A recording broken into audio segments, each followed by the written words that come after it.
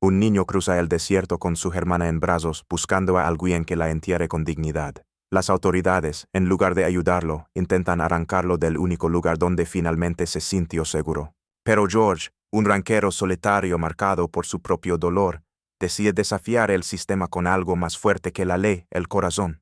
Y solo escuchen cómo este inesperado vínculo cambió dos vidas para siempre, y porque la justicia, esta vez, no se quedó callada. El sol cae implacable sobre la tierra reseca del sur de Arizona. En el horizonte, donde el calor dibujaba espejismos temblorosos, una figura diminuta avanzaba por el camino de tierra, casi tambaleándose. Polvo en los pies, los labios resecos, la camiseta colgando como trapo desgastado. El niño tenía la piel quemada por el sol y los ojos tan vacíos como el paisaje que dejaba atrás. En sus brazos, envuelto cuidadosamente en una manta raída, levaba algo que sujetaba con una ternura que contrastaba con la dureza del desierto. Caminaba como si el mundo entero dependiera de no soltar ese bulto. Cada paso era un acto de voluntad. A lo lejos, junto a una cerca de madera desgastada, se erguía un rancho, amplio, solitario, con el viento moviendo los restos de heno y una veleta oxidada girando sin rumbo.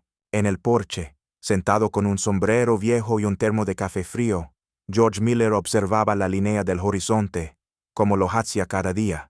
Había aprendido a no esperar nada, solo escuchar el silencio. Pero aquel día, el silencio fue interrumpido por la imagen imposible, un niño caminando solo, con algo envuelto en sus brazos. Cuando lo tuvo a pocos pasos, el niño levantó la vista y, con voz ronca, dijo: «Señor, ¿puede enterrar a mi hermana?» George no respondió al instante, no por falta de palabras, sino porque el corazón se le apretó en el pecho.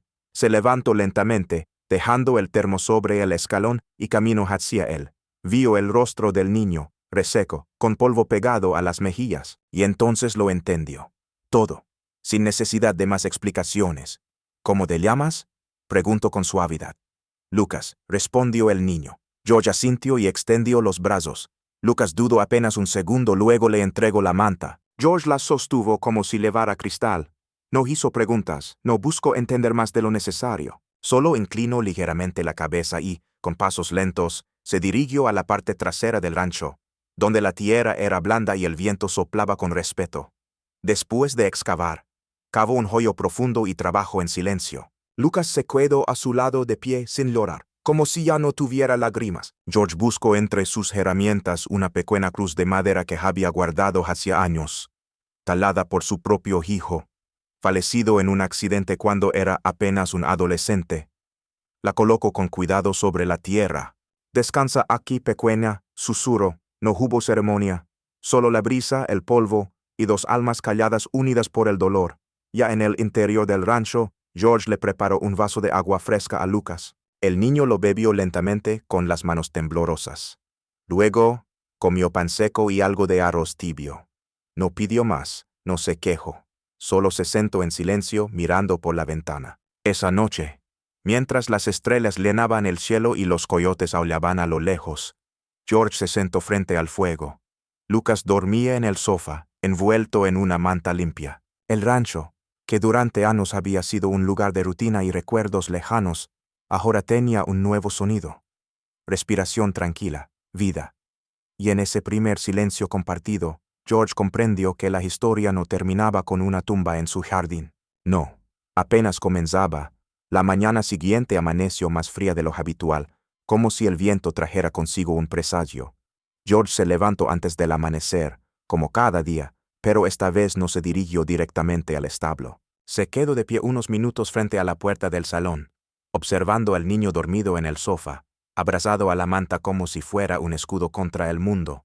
Lucas no había dicho mucho desde el día anterior, solo su nombre. Pero a George no le hacía falta más. Había criado animales, lidiado con temporales, enterrado seres queridos, sabía reconocer el dolor cuando lo tenía frente a los ojos, y este niño lo llevaba encima como una segunda piel. Sin embargo, el mundo no funciona con intuiciones ni con corazones, funciona con reglas, con papeleo, con llamadas. George sabía que debía informar.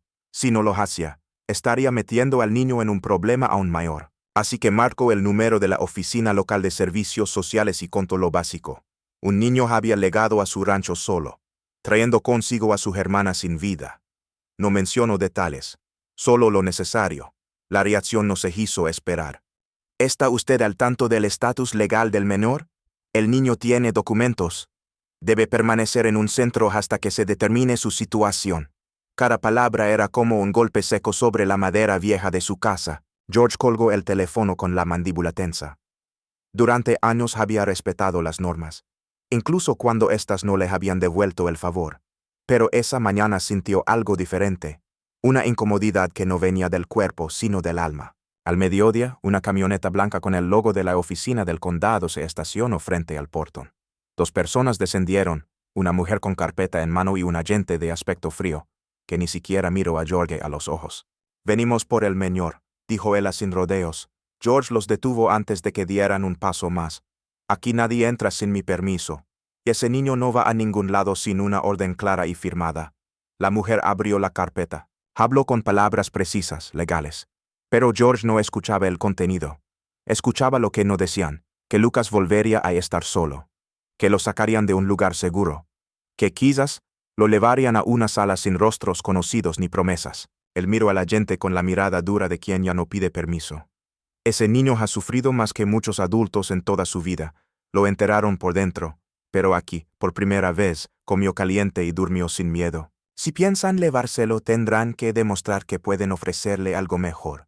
Mucho mejor. La mujer, algo sorprendida, guardó sus papeles. «El trámite sigue su curso», dijo. «Y el mío también», respondió George, cerrando el portón. Esa noche, George desempolvó una caja guardada en lo más alto del armario. Dentro había documentos viejos, fotografías, certificados. Entre ellos, una carpeta amarilla con papeles de custodia temporal que su esposa había iniciado hacía años, cuando pensaban adoptar. El proceso nunca se completó. El destino lo interrumpió antes de tiempo, pero ahora, esas joyas cobraban un nuevo valor.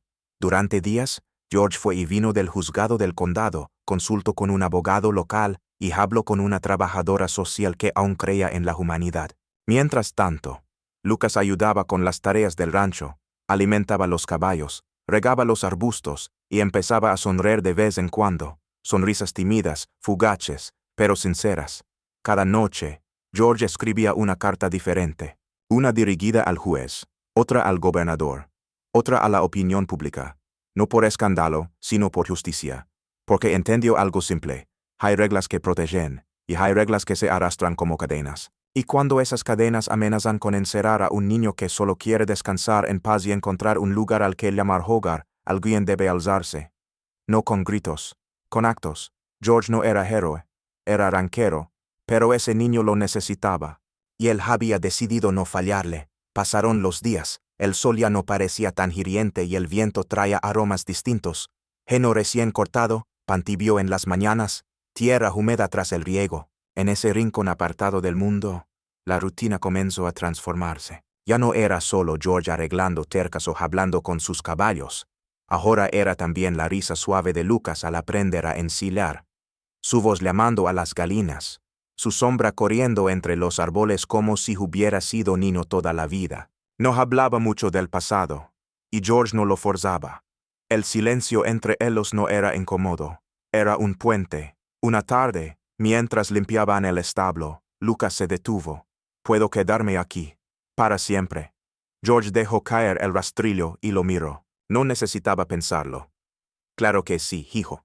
Las palabras fueron simples, pero en el pecho del niño resonaron como un ancla firme, como algo que nunca antes había sentido: pertenencia. Días después, llegó la noticia oficial. El juez había aprobado la custodia. Los documentos fueron entregados en mano. Legalmente, Lucas tenía ahora un tutor. Emocionalmente, tenía un hogar. Esa noche, junto a la pequeña cruz de madera que seguía firme en la colina, George y Lucas plantaron un árbol de durazno. No dijeron nada, solo cavaron, sembraron y regaron, como si con ese gesto selaran algo más grande que cualquier firma. Y cuando se alejaron, el viento volvió a soplar, pero esta vez no llevaba soledad, llevaba esperanza.